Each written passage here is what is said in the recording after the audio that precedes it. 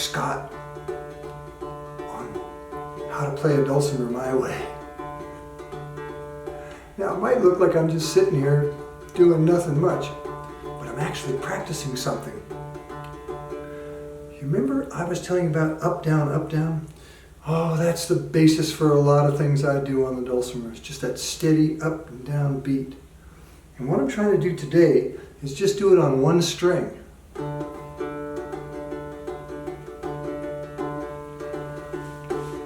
It's kind of tricky because you kind of want to go. And the reason I want to do it, get it nice and tight. See, I'm hardly moving my hand at all, just getting it like that. Tap, tap, tap, tap, tap, tap. Is that I have a song where it's really nice to start it off that small. Now, with this hand, I'm going to go. So I'm starting on the 2nd fret with my pointer finger. And then I'm going to the 3rd fret with my middle finger. Then I'll lift off my middle finger. Then down. And then this one up.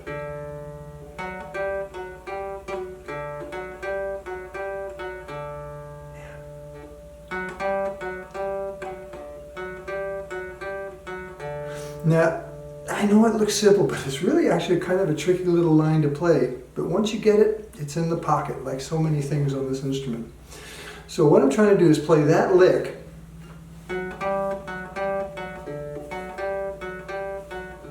while I'm doing the up, down, just playing that one string.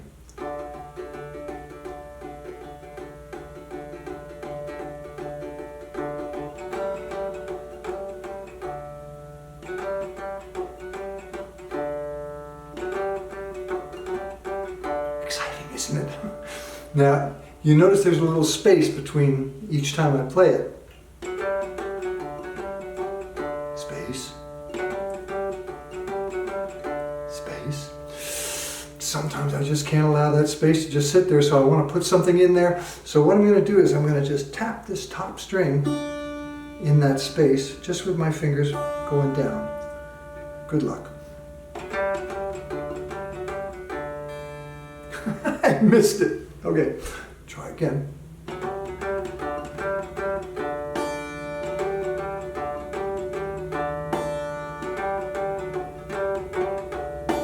And a little bonus is when I do that top string, a lot of the times I tap the fingerboard. So you got a little more rhythm going. Use it.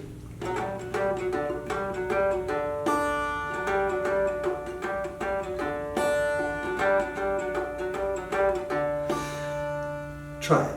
Just try that again. Remember, 1st string, 1st finger, pointer finger on the 2nd fret, and then your middle finger on the 3rd fret.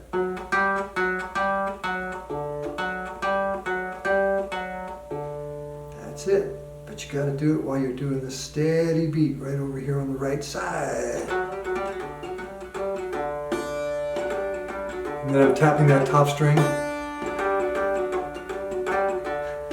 And sometimes I can't help making my eyebrows go straight up when I get that top string. I'm so happy that I hit it.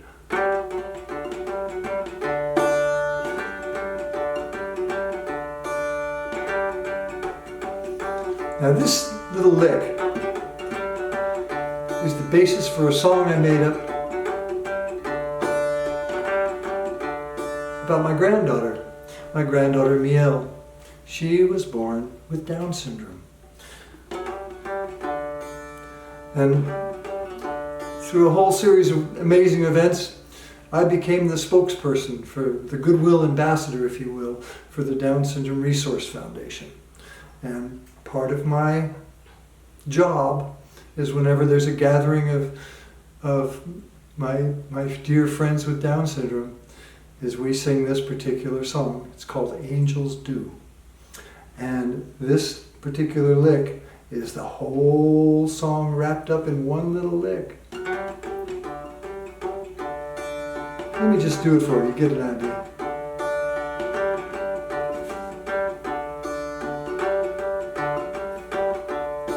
I always thought they had a big old set of wings and flowing robes that would never, never cling.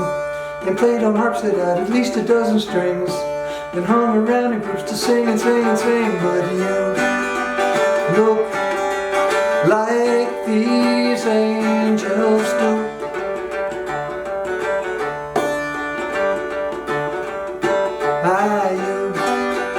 You look like these angels do.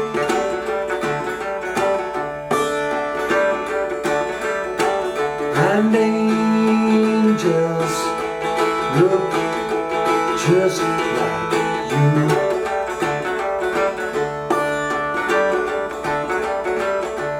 Where would I be without that lovely little lick? And I'm showing it to you not so you'll learn my song, but it's a really interesting exercise to try and isolate one string while you strum. You can hit them all, but can you hit just one?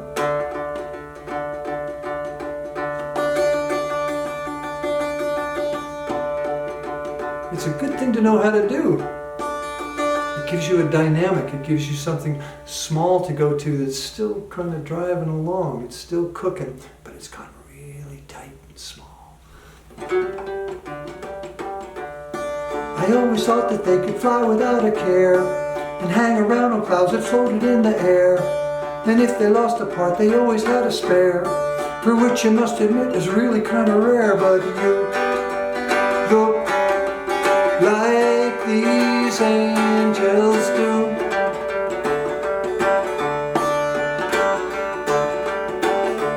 You look like these angels do.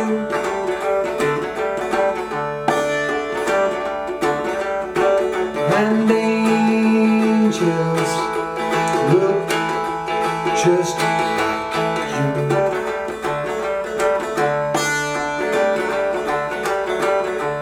Now there's two other chords that are played on this song. You've got, this is all in D, as so many things are when you play one string in the D-A-D tuning. It's all in D. But when I go to the kind of the chorus line, which is you look like these angels do, back to the D. What I'm doing is playing a G chord, which is your first finger there on the middle string, first fret, and your pinky down here on that third fret. And it is a stretch, so give it lots of, yeah, you get it, you get it, you get it. Again, also in case of emergency and you can't reach it, you can always just play those two strings together on the third fret, middle string and bass string pressed down.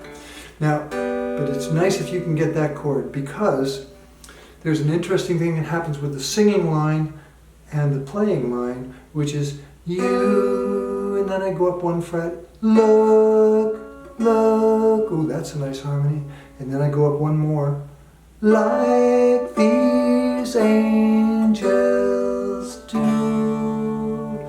So it's sort of a built-in harmony voice that goes with your singing when you're singing alone. It's nice to have someone chime in with a harmony. So that's what this chord does.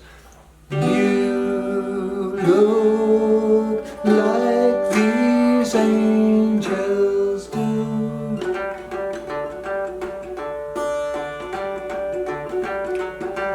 You look like these angels do. Another nice contrast is we got the one string going, but when you go into that little chorus part, you play them all, and it just brings the whole thing out into full blossom. You look like these angels do.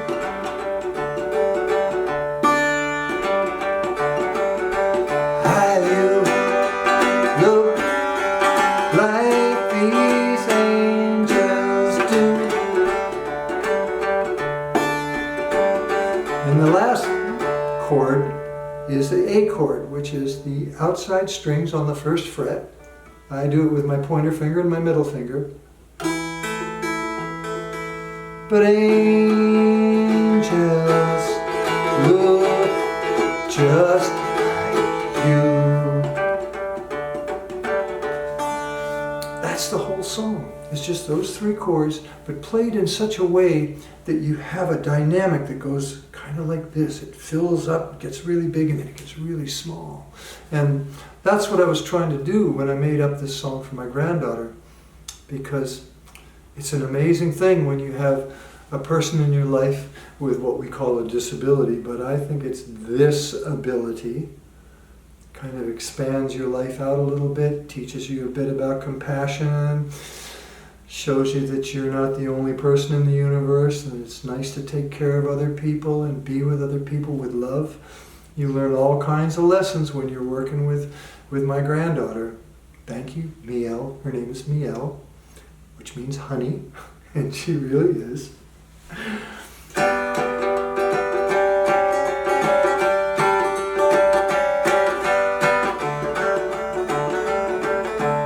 Now I should tell you also that she inspired a little part in this song that I haven't played for you yet. And that is because sometimes she just bursts with joy. And I wanted to have a little moment in this song that was sort of like a burst of joy. So I put this in the song, which is after "Angels look just like you," and we're back at the top again. Then we put this little piece in the puzzle, and it goes ha ha yeah, ha yeah, ha ha yeah.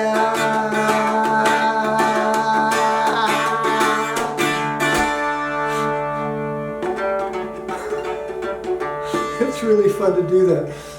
So you're just going to go G, first finger on the 1st fret, middle string, pinky, or you can do it that way too. So you're going to go U, ha, A, yeah.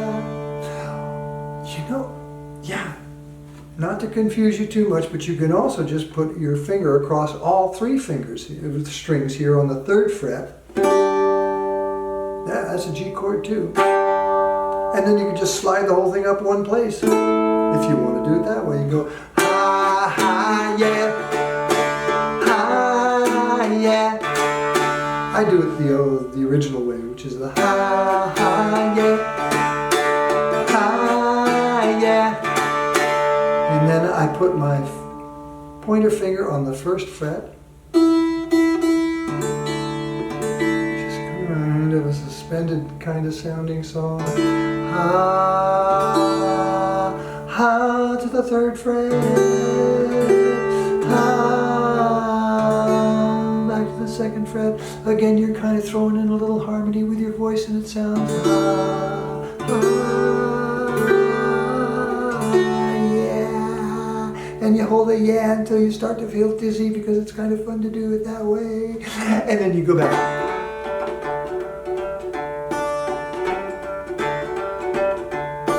I always thought they had a halo on their head, which is so right at night for reading in your bed. I don't believe it, but you know I've heard it said, to be an angel, first you must be dead. No, you look like these angels do. Do it again. You look like these angels do. And the A chord, angels look just like you. And here's Mielle's part, the G to the A. Ha, ha, yeah. Ha, yeah. Ha, ha, ha.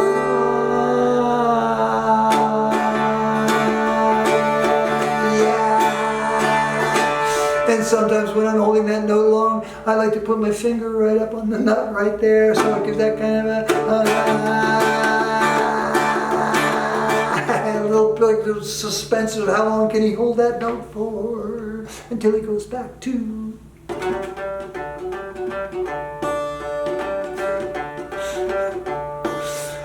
Obviously, I'm having too much fun with this song, but I hope you'll have some fun with it too. Give it a try. Good luck. You look like an angel to me right now.